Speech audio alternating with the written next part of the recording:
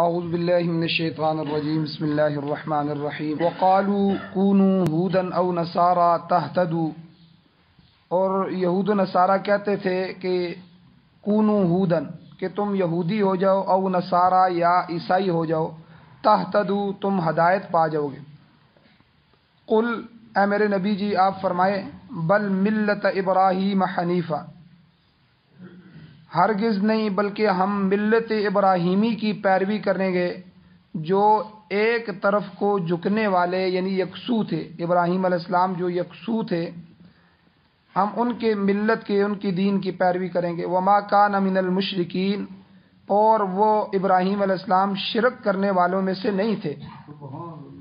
قولو اے ایمان والو تم بھی کہہ دو کہ آمنا باللہ، کہ ہم ایمان لائے ہیں اللہ پر، وما انزل الینا، اور ان کتابوں پر، ان چیزوں پر جو اتاری گئی ہیں ہماری طرف، وما انزل الی ابراہیم و اسماعیل و اسحاق و یعقوب والاسباط، اور ان کتابوں اور صحیفوں کی طرف جو نازل کیے گئے ہیں ابراہیم علیہ السلام، اسماعیل علیہ السلام، اسحاق علیہ السلام اور یعقوب علیہ السلام کی طرف، والاسباط اور ان کی اولادوں کی طرف، وما اوتی موسیٰ، اور ان کتابوں پر جو دی گئی موسیٰ علیہ السلام کو، وعیسیٰ اور عیسیٰ علیہ السلام کو، وما اور ان کتابوں پر اوتی النبیون جو باقی نبیوں کو دیے گئے صحیفے وغیرہ، من ربہم ان کے رب کی طرف سے، ہم ان سب پر ایمان لاتے ہیں۔ لا نفرق بین احد منہم، ہم ان میں سے، ان پیغمبروں میں سے کسی ایک کی بھی تفریق نہیں کرتے۔ وَنَحْنُ لَهُ مُسْلِمُونَ، اور ہم اس اللہ کے ہی فرمانبردار ہیں، اسی کی ہی تابع فرمانبرداری کرنے والے ہیں۔ فَإِنْ آمَنُوا بِمِثْلِ مَا آمَنْتُمْ بِهِ فَقَدِ اهْتَدَوْا، پس اگر یہ لوگ ایمان لے آئیں جس طرح تم ایمان لائے ہو اے صحابہ اکرام، فَقَدِ اهْتَدَوْا، پس تحقیق یہ کامیاب ہو جائیں گے، ہدایت پا جائیں گے۔ وَإِنْ تَوَلَّوْا، اور اگر انہوں نے روگردانی کی، مخالفت کی، فَإِنَّمَا هُمْ فِي شِقَاقٍ، پس بے شک وہ لوگ بدبختی کے اندر ہیں، مخالفت کے اندر ہیں۔ فَسَيَكْفِيكَهُمُ اللَّهُ، پس ان قریب اللہ تعالی کفایت کرے گا آپ کے لیے ان سے، اللہ آپ کو کافی ہو جائے گا ان کافروں کی طرف سے۔ وَهُوَ السَّمِيعُ الْعَلِيمُ، اور وہ اللہ سننے والے ہیں، جاننے والے۔ صبغۃ اللہ، ہم نے اللہ کا رنگ اپنا لیا ہے۔ وَمَنْ أَحْسَنُ مِنَ اللَّهِ صِبْغًا، اور کون زیادہ بہتر ہے اللہ تعالیٰ سے با اعتبار رنگ کے، جس پر اللہ کا رنگ چڑھ جائے اس سے بہتر کون ہو سکتا ہے۔ اور وَنَحْنُ لَهُ عَابِدُونَ، ہم اس اللہ کی ہی عبادت کرنے والے۔ سورہ بقرہ کی آیت نمبر 135، 136، 137 اور 138، 4 آیتیں آج کے درس میں تلاوت ہوئی ہیں۔ پچھلے درس کے اندر نبیوں کا طریقہ کار اللہ نے ذکر فرمایا اپنی اولاد کے لیے، کہ انبیاء کو اپنی اولاد کی، اپنی نسل کی کتنی فکر ہوتی ہے۔ نبی ہوتا ہے جو اس کو اپنی پوری قوم، جس علاقے کی طرف، جس قوم کی طرف اس کو بھیجا جاتا ہے، اس کے دل میں ان کی محبت، ان کی فکر بھی ڈالی جاتی کہ یہ لوگ ایمان لے آئیں، اللہ کی توحید پر آ جائیں، شرک سے بچ جائیں تاکہ کامیاب ہو جائیں۔ یہ نبی کے دل کے اندر درد ہوتا ہے۔ لیکن اپنی نسل کے لیے، اپنی اولاد کے لیے سب سے زیادہ درد نبی کے سینے میں ہوتا ہے۔ اسی لیے پچھلے درس کے اندر کہ انبیاء کی جو مثالیں دی گئی، کہ نبیوں کو کہا گیا کہ وَوَصَّى بِهَا إِبْرَاهِيمُ بَنِيهِ وَيَعْقُوبُ، کہ ابراہیم علیہ السلام اور یعقوب علیہ السلام نے بھی اپنے اولاد کو اسی ملت کی وصیت کی کہ تم اسی دین پر رہنا، کہ یا بنی ان اللہ اصطفیٰ لکم الدین، اے میرے بیٹو اللہ نے تمہارے لیے دین کو چنا ہے، دین کو پسند فرمایا۔ فلا تموتن الا وانتم مسلمون، تم نہ مرنا، ہرگز نہ موت آئے تمہیں مگر اس حالت میں موت آئے کہ تم مسلمان ہو، اللہ کے فرمانبردار ہو۔ اور اللہ فرماتے ہیں کہ جب یعقوب علیہ السلام کو موت آئی تو اس وقت موت کی کیفیت بھی اللہ نے بیان فرمائی۔ اس وقت انہوں نے اپنی اولادوں کو جمع فرمایا۔ ام کنتم شہداء، اللہ کہتے ہیں کیا تم حاضر تھے، موجود تھے، اذ حضر یعقوب الموت، جس وقت یعقوب علیہ السلام کو موت آئی، اذ قال لبنیہ، انہوں نے اپنے بیٹوں کو جمع کیا اور بیٹوں کو کہا ما تعبدون من بعدی، مجھے یہ فکر کھائے جا رہی ہے کہ تم میرے بعد کیا کرو گے۔ بتاؤ ما تعبدون من بعدی، میرے بعد کس کی عبادت کرو گے، کس کو الہ مانو گے؟ ان بیٹوں نے بیک وقت کہا قالوا نعبد الہک و الہ آبائک ابراہیم و اسماعیل و اسحاق الہ واحدہ، کہ ہم آپ کے بعد ابا جان آپ فکر نہ کریں، آپ کے ہی الہ کی عبادت کریں گے، اور آپ کے جو آبا و اجداد تھے ابراہیم، اسماعیل علیہ السلام، اسحاق علیہ السلام، ان کے الہ کی عبادت کریں گے، اور ہمیں پتہ ہے الہ واحدہ، وہ ایک اکیلا اللہ ہے، اس کی ذات اور صفات کے اندر کوئی شریک نہیں، ہم اسی اللہ کے وَنَحْنُ لَهُ مُسْلِمُونَ، ہم اسی کے فرما بردار بنیں۔ تو یہ پچھلے درس میں گزرا ہے کہ نبیوں نے اپنی اولادوں کو، تو اس میں گویا کہ ہمارے لیے درس تھا کہ ہم بھی اپنی نسل کی، اپنی اولاد کی فکر کریں، اپنے ماحول کی فکر کریں کہ وہ شرک سے بچ جائے اور توحید پر آ جائے، اور اللہ کے اس دین پہ، ملت ابراہیمی جو ہے، جو دراصل حضور کی ملت ہے، تو اس ملت پر آ جائے۔ اب یہاں جو ہے آج کے درس میں دو تین چیزیں، ایک تو صحابہ معیار حق ہیں، یہ بیان کیا گیا ہے، دوسرا کہ یہودیوں اور عیسائیوں کی بھی دعوت تھی مسلمانوں کو، اس دعوت کو بھی اللہ نے بیان کیا۔ اس کا شان نزول یہ ہے کہ مدینہ طیبہ کے اطراف میں رہنے والے جو یہودی تھے، ان میں سے جو ان کے بڑے بڑے علماء تھے، ایک عالم تھا عبداللہ ابن سوریہ، مشہور زمانہ عالم تھا، وہ حضور کے پاس آیا اور خود اس نے حضور صلی اللہ علیہ وسلم کے پاس آ کر حضور کو دعوت دی کہ آپ میری بات سنیں، آپ یہودیت اختیار کریں اور آپ ہدایت پا جائیں گے۔ اب یہ حضور کو دعوت دے رہا ہے، دلیل اس کی یہی تھی، دلیل اس نے یہی بیان فرمائی جو قرآن میں ہے کہ دیکھیں ہماری ملت جو ہے ابراہیمی ہے، ہم ابراہیمی طریقے پر ہیں، تو اس لیے آپ سے میں گزارش کرتا ہوں کہ آپ اس جو میں دعویٰ کر رہا ہوں اس پر آ جائیں۔ حالانکہ حقیقت یہ تھی اس کا دعویٰ غلط تھا، خالی کہنے سے ملت ابراہیمی پر نہیں آتا۔ اب یہودیت جو ہے وہ تورات کی بگڑی ہوئی شکل، اور نصرانیت عیسائی انجیل کی مشق شدہ صورت ہے، تو انہوں نے آسمانی کتابوں میں آمیزش کی، شرک ڈال دیا، کفر ڈال دیا اور کتابوں کو بدل دیا۔ اب وہ انہوں نے اپنے مذہب کو باطل کر لیا ہے، اب باطل مذہب کی نسبت ابراہیم علیہ السلام کی طرف کر رہے ہیں کہ یہ ابراہیمی ملت ابراہیمی ہے، لہٰذا اللہ نے ان کے باطل عقائد کا رد ان آیتوں کے اندر کیا کہ اللہ نے کہا کہ اہل کتاب باطل کی طرف دعوت دینے کا طریقہ جو انہوں نے کیا تھا اس کو پہلے اللہ نے ذکر کیا، قالوا کونوا ھودا او نصارا تہتدوا، وہ کہتے تھے یہودی اور عیسائی کہ تم یہودی اور عیسائی بن جاؤ تہتدوا، ہدایت پا جاؤ۔ تو یہ ان کی دعوت تھی، اللہ نے اس کا رد فرمایا اور حضور سے جواب دلوایا کہ اے میرے محبوب آپ ان کے کہیں بل ملت ابراہیم حنیفہ، ایسا ہرگز نہیں ہو سکتا کہ ہم تمہارا باطل مذہب اختیار کر لیں، اگر اس میں بگاڑ پیدا نہ ہوا ہوتا تب بھی تورات اور انجیل منسوخ ہو چکی ہیں، تو اس میں تو آج جو ہے بگاڑ بھی پیدا ہو چکا ہے۔ تو اب قرآن پاک جو ہے یہ اللہ کی آخری کتاب ہے، اور قرآن ناسخ ہے پہلی کتابوں کو منسوخ کرنے والا ہے، لہٰذا اب تورات اور انجیل پر عمل نہیں کیا جا سکتا۔ تو یہودیت کا جو باطل طریقہ ہے یہ حضرت موسیٰ علیہ السلام کا طریقہ نہیں ہے، یہ موسیٰ علیہ السلام کے بعد انہوں نے ایجاد کیا۔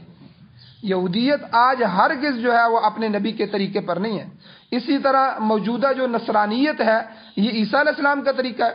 عیسیٰ علیہ السلام نے کب کہا تھا کہ میں جو ہے اللہ کا بیٹا ہوں؟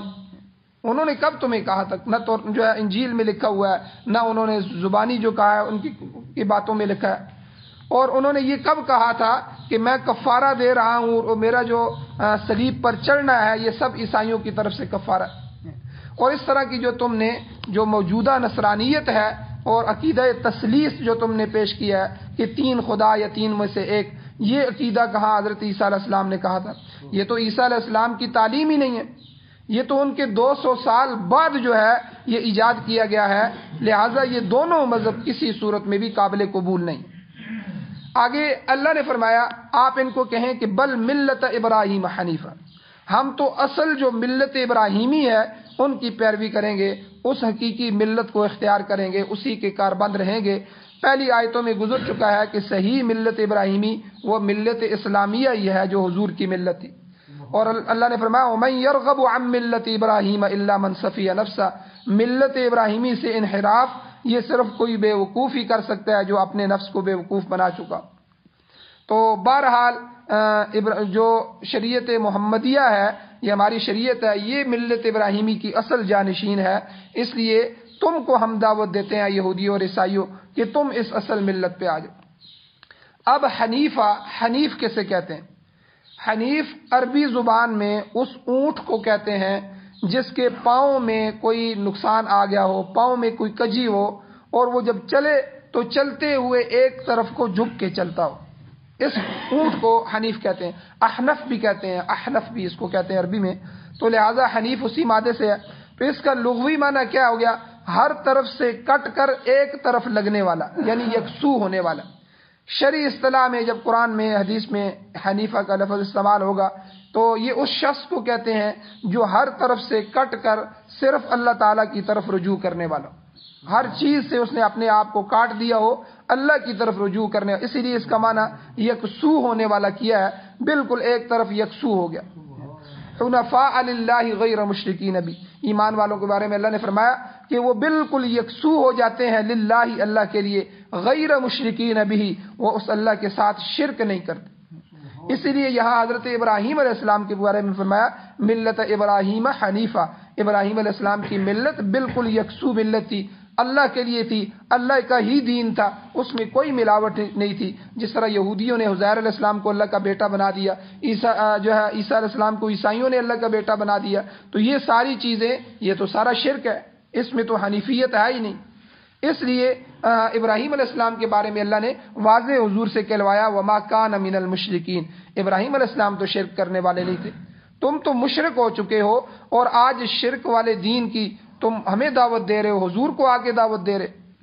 تو اس لیے شاہ ولی اللہ محدث دہلوی رحمۃ اللہ علیہ اور بعض دوسرے مفسرین فرماتے ہیں کہ حنیف وہ شخص ہوگا جس کی جو اللہ تعالیٰ کی وحدانیت کا قائل ہو، حج کرنے والا ہو، نماز میں بیت اللہ کی طرف رخ کرنے والا ہو، اور ختنہ کرنے والا ہو، اور محرمات نکاح جو ہیں ان کو حرام سمجھتا ہو، جو حرام کے اندر چیزیں جن کے ساتھ نکاح کرنا حرام ہے۔ تو اسی طرح شاہ عبدالعزیز محدث دہلوی رحمۃ اللہ علیہ نے اپنی تفسیر میں ملت ابراہیمی کی 40 خصوصیات بیان فرمائی ہیں جو ساری کی ساری اسلام میں پائی جاتی ہیں۔ تو یہاں حج کرنے سے مراد وہ شخص ہے جو اللہ کی وحدانیت کو مانتا ہو۔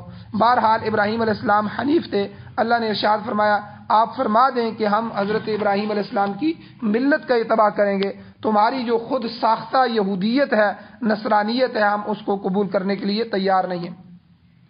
اب مسلمانوں کو کہا گیا کہ آپ بھی کہیں، قولو، سب کہو، آمنا باللہ، سب سے پہلی بات یہ ہے کہ ہم ایمان لائیں اللہ پر، ہم اللہ پر ایمان رکھتے ہیں۔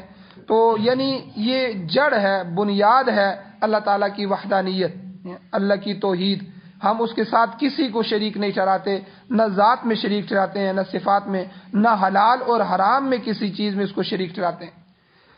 تو اب بنی اسرائیل جو تھے، یہودی اور عیسائی، انہوں نے حلال اور حرام کا جو منصب ہے یہ پادریوں کے سپرد کیا ہوا تھا۔ پادری جس کو حلال کر دیں وہ حلال ہے، جس کو حرام قرار دے وہ حرام ہو جاتی تھی۔ حالانکہ تحلیل اور تحریم جو ہے، حلال اور حرام کرنا، یہ اللہ تعالیٰ کے قبضہ قدرت میں ہے، یہ منصب اللہ کی ذات کے ساتھ خاص ہے، کسی کے پاس نہیں۔ ہاں جب نبی کسی چیز کی حلت بیان کرے یا حرمت کا فتویٰ دیتا ہے تو وہ اللہ کے حکم سے دیتا ہے، اس پر وحی آتی ہے، ورنہ نبی بھی کسی چیز کو حلال اور حرام نہیں کر سکتا۔ تو اس لیے اے یہودیوں اور اے عیسائیوں، تم نے اپنے احبار اور رہبان جو ہیں، اپنے علماء اور پادری ہیں، ان کو یہ منصب دیا ہے، جا کے ان سے پوچھتے ہو، اور وہ جب چاہتے ہیں کسی چیز کو حلال کر دیتے ہیں، جب چاہتے ہیں کسی چیز کو حرام کر دیتے ہیں۔ تو یہ تحلیل اور تحریم میں کسی دوسرے کو شریک کرنا، یہ بھی اللہ کے ساتھ شرک ہے۔ جس طرح ذات کے اندر شریک کرنا، کسی جو ہے صفات کے اندر شریک کرنا، یہ شرک ہے، اسی طرح حلال اور حرام کا عہدہ، منصب کسی اللہ کی ذات کے علاوہ کسی دوسرے کے سپرد کرنا، یہ بھی اللہ کے ساتھ شرک ہے۔ تو تم تو شرک کرتے ہو، وما کان من المشرکین، ابراہیم علیہ السلام تو مشرک نہیں تھے، تم اپنے آپ کو ان کی طرف منسوب کر رہے۔ اب ایمان والوں سے کہا گیا کہ سب سے پہلے تم کہو آمنا باللہ، ہم ایمان لائے اللہ پر، وما انزل الینا، اور ہم ان سب کتابوں پر ایمان لاتے ہیں، ان سب چیزوں پر جو ہماری طرف نازل کی گئی ہیں۔ قرآن مجید ہے، حضور علیہ السلام کی وحی ہے، حضور کی احادیث ہیں۔ اسی طرح وما انزل الی ابراہیم و اسماعیل و اسحاق و یعقوب والاسباط، جو کچھ ابراہیم علیہ السلام پر اترا، اسماعیل علیہ السلام پر اترا، اسحاق علیہ السلام پر اترا، یعقوب علیہ السلام پر اترا، والاسباط، اور جو ان کی اولادوں میں اللہ نے نبی بنائے ان سب پر جو اترا ہے، ہم سب پر ایمان لاتے ہیں۔ اب قرآن مجید میں حضرت ابراہیم علیہ السلام کے صحیفوں کا ذکر ہے کہ صحیفے جو ہے اللہ نے حضرت ابراہیم علیہ السلام پر اتارے ہیں، تو اس لیے بنیادی طور پر 4 بڑی کتابیں ہیں جن کا ذکر قرآن مجید میں بھی موجود ہے۔ تو اس کے علاوہ بہت سی اور بھی چیزیں ہیں جو اللہ نے نازل فرمائی ہیں جن کو صحیفے کہتے ہیں۔ اب یہاں آگے فرمایا وما اوتی موسیٰ و عیسیٰ، اور جو کتابیں موسیٰ علیہ السلام پر اور عیسیٰ علیہ السلام پر اتری ہیں ہم ان کو بھی ماننے والے ہیں۔ اب ظاہر بات ہے تمہاری کتابیں نا وہ تورات اور انجیل، ہم ان کو بھی ماننے والے ہیں۔ وما اوتی النبیون من ربی، اور جو دیگر انبیاء علیہ السلام کو اللہ نے اپنی طرف سے دی ہیں، ان کو جو صحیفے دیے ہیں ہم جو ہے وہ سب کو ماننے والے۔ اس ساری تشریح سے جو ہے ایک قاعدہ کلیہ نکل آیا کہ اللہ تعالیٰ نے نوع انسان پر جس وقت بھی جو کچھ بھی اپنے نبیوں کے ذریعے بھیجا ہے سب کے سب پر ہم ایمان لاتے ہیں۔ یہ قاعدہ اللہ نے یہاں سے نکال دیا اور پوری تشریح کے ساتھ نکال دیا۔ ابن ابی حاتم کی روایت ہے کہ حضور نبی کریم صلی اللہ علیہ وسلم نے ارشاد فرمایا کہ جہاں تک ایمان لانے کا تعلق ہے تم زبور، تورات، انجیل پر ایمان رکھو، لیکن یاد رکھنا عمل کے لیے تمہارے لیے قرآن ہی کافی ہے۔ یعنی سابقہ جتنی بھی کتب ہیں ان پر عمل کرنے کی ضرورت نہیں ہے، کیونکہ اللہ کی جو آخری کتاب قرآن مجید آیا ہے اس نے سابقہ کتب کے احکام کو منسوخ کر دیا ہے۔ اب قابل عمل احکام جو ہیں وہ صرف قرآن مجید کے۔ ایمان لانا ہے کہ وہ اللہ کی کتابیں تھیں، اللہ نے اپنے اپنے زمانے میں اپنے اپنے نبیوں پر نازل کی تھیں، لیکن حضور جب تشریف لائے، حضور آخری نبی ہیں، حضور کے آنے کے بعد جو ہے سارے نبیوں کے احکام منسوخ ہو گئے ہیں۔ اسی طرح حضور کی کتاب قرآن مجید آنے کے بعد پچھلی سارے نبیوں کی کتابیں منسوخ ہو گئی۔ امام شافعی رحمۃ اللہ علیہ کا قول ہے کہ اللہ نے کل 104 کتابیں نازل فرمائی، ان میں سے یہ 4 تو عظیم کتابیں بڑی ہیں، تورات، زبور، انجیل، قرآن مجید۔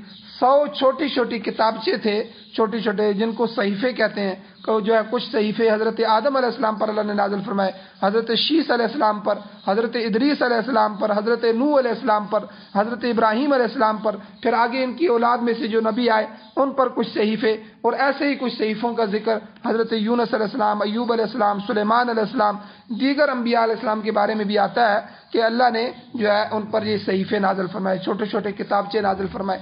تو اب جو موجودہ کتاب ہے بائبل جو عیسائیوں کی ہے، اس میں 39 صحیفے شامل ہیں۔ اگرچہ انہوں نے اس میں تحریف بھی کر دی ہے، تنسیخ بھی ہو چکی ہے، لیکن بہرحال اس میں یہ صحیفے موجود بھی ہیں۔ تو بہرحال یہ سارے کی ساری جو اللہ کی بڑی کتابیں یا چھوٹی کتابیں یا صحیفے جو اللہ نے نازل فرمائے ہیں، یہ سارے کے ساروں پر ہم ایمان رکھتے ہیں کہ یہ اللہ کی طرف سے برحق تھے، اپنے اپنے نبیوں پر آئے اور اپنے اپنے زمانے میں اللہ نے ان کو نازل فرمایا، اور یہ اپنے اپنے نبی کی امت کے لیے ہدایت تھے۔ تو اب آگے اللہ نے فرمایا اس بات کا اقرار بھی ان کے سامنے کرو، لا نفرق بین احد منہم، ہم ان تمام رسولوں پر بھی مکمل ہمارا ایمان ہے جن پر کتابیں اور صحیفے نازل ہوئے ہیں، بلکہ ان انبیاء پر بھی ایمان ہے جن پر کوئی باقاعدہ کتاب نازل نہیں ہوئی ہے، ہم ان کے درمیان بھی کوئی فرق نہیں رکھتے۔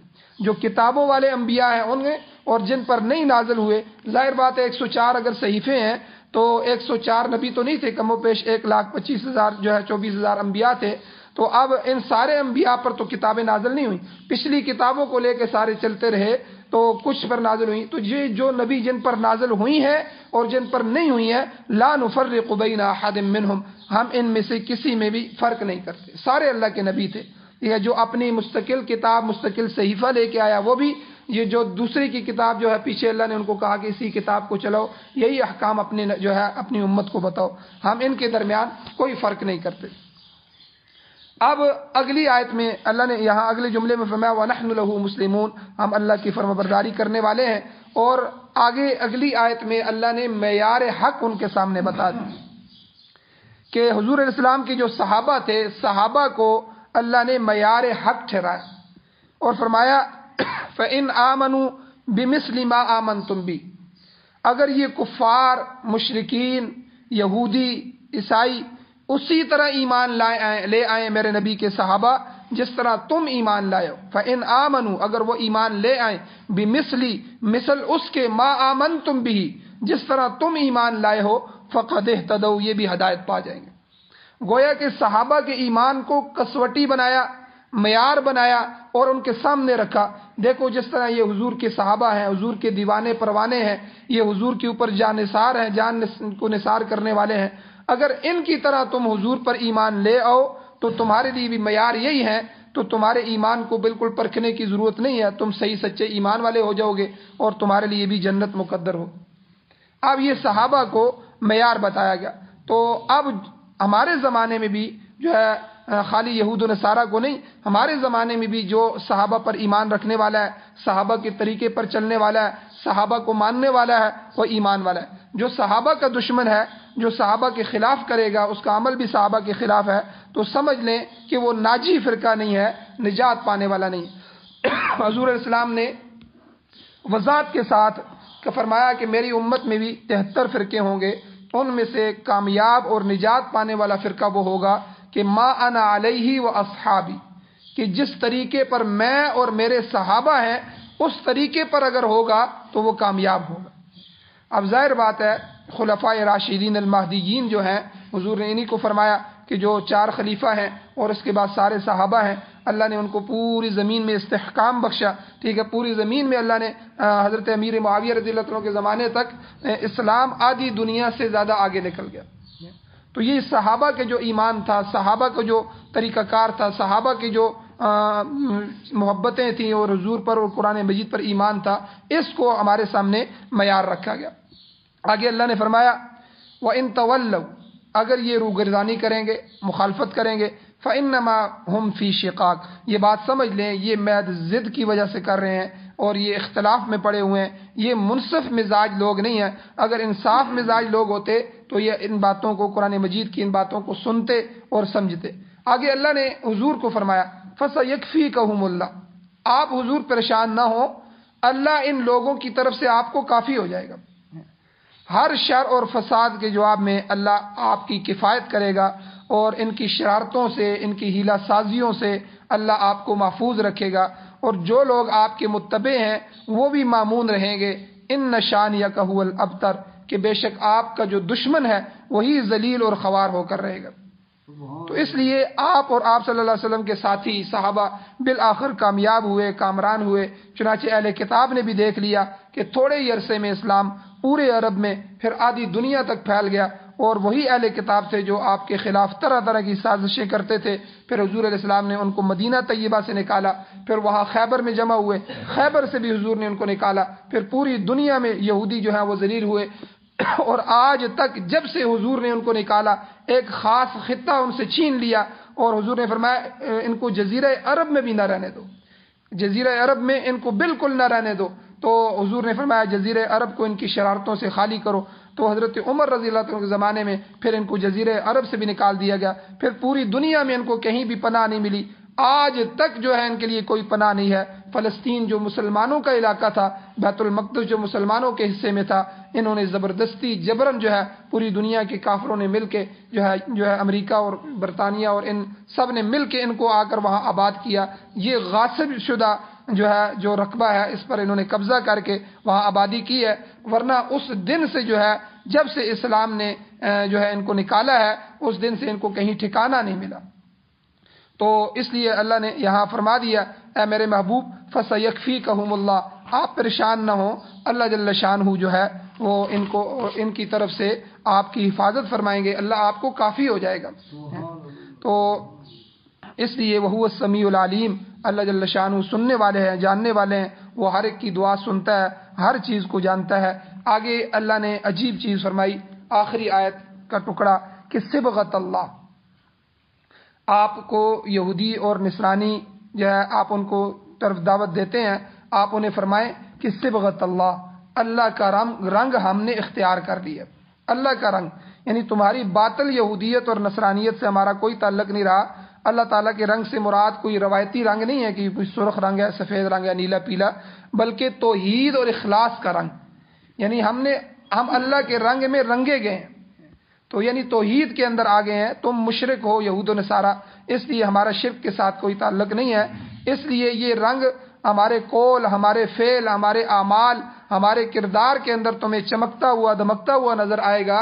اس لیے جو ہے یہودیت اور نصرانیت وہ نہیں ہے جس کے اندر کوئی پختگی ہو، کوئی اللہ کا رنگ ہو. آگے اللہ نے فرمایا ومن احسن من اللہ صبغا، اللہ کے رنگ سے اچھا رنگ کس کا ہوگا؟ یعنی جو آدمی توحید، عبادت، ریاضت، دیانت اور ایمان کا رنگ لے کر آئے گا، یہ اللہ کا رنگ ہے، یہ ملت ابراہیمی کا رنگ ہے جو صرف اہل ایمان کو، امت محمدیہ کو حاصل ہے. صحیح معنوں میں وہ اسی پر کاربند ہے. تو اللہ فرماتے ہیں کہ آپ کہیں کہ امن احسن من اللہ صبغا، ہم اللہ کے رنگ میں رنگے ہوئے ہیں، ہم توحید کے اندر ہیں، شرک سے ہم دور ہیں، اس لیے اللہ کے رنگ سے اچھا رنگ کس کا ہوتا ہے؟ وَنَحْنُ لَهُ عَابِدُونَ، ہم اسی کی عبادت کرنے والے ہیں، اس کی عبادت میں ہم کسی کو شریک نہیں ٹھہراتے. اللہ جل شانہ سے دعا ہے اللہ ہمیں عمل کی توفیق عطا فرمائے. آمین. الحمد للہ رب العالمین والعاقبۃ للمتقین والصلاة والسلام علی رسولہ النبی الامی الکریم. اللهم ربنا آتنا فی الدنیا حسنۃ وفی الآخرۃ حسنۃ وقنا عذاب النار.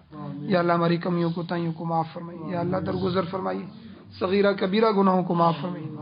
یا اللہ قرآن و سنت کی محبت نصیب فرمائیے. یا اللہ اپنا رنگ ہم پر چڑھا دیجیے. یا اللہ توحید خالص نصیب فرمائیے. شرک کے یا اللہ ایک شائبے سے بھی ہم کو محفوظ فرمائیے. یا اللہ حضور علیہ الصلوۃ والسلام صحابہ اکرام کی محبت نصیب فرمائیے. یا اللہ ان حضرات کے نقش قدم پر چلنا ہمیں نصیب فرمائیے. قرآن و سنت کا غلبہ نصیب فرمائیے. پورے دنیا میں یا اللہ اپنے نظام کو غالب فرمائیے. صلی اللہ تعالی علی خیر خلقہ محمد و آلہ و اصحابہ اجمعین برحمتک یا ارحم الراحمین.